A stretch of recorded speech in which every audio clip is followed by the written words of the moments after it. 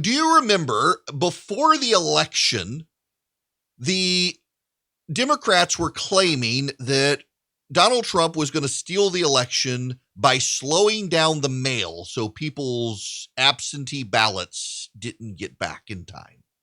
This was a big thing.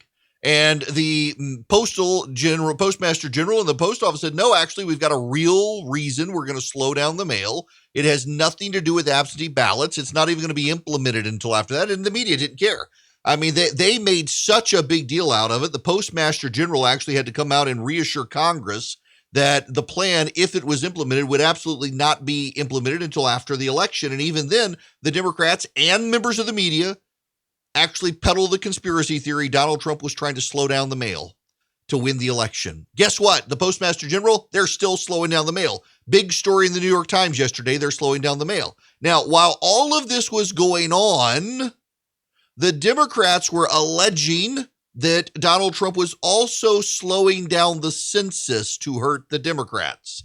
And the Census Bureau came out and said, no, this isn't really true. We've got a COVID global pandemic.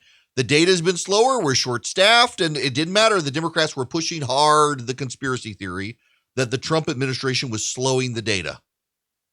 Now, guess what? It's the Biden administration slowing the data.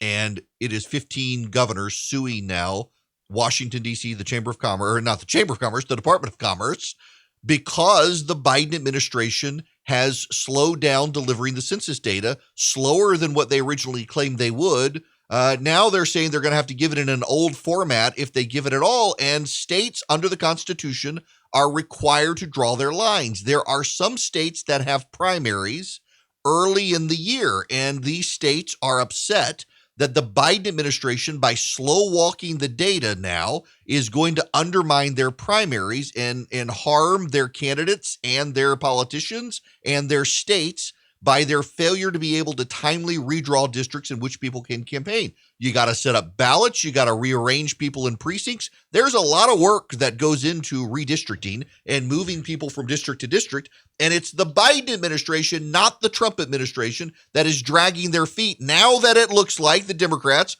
with a 5-seat House majority, could possibly lose it. The Biden administration's trying to stop states from being able to redistrict. Now, they can't. It's unconstitutional, and a court is going to probably have to issue an injunction and force them to go on and release the data now. In fact, one court already told them to release the data on a deadline, and the Biden administration, they're getting close to the deadline. They still don't seem to want to release the data, and so folks are having to go back to court. Notice how it was a grand conspiracy the media would pay attention to when it was Donald Trump in charge.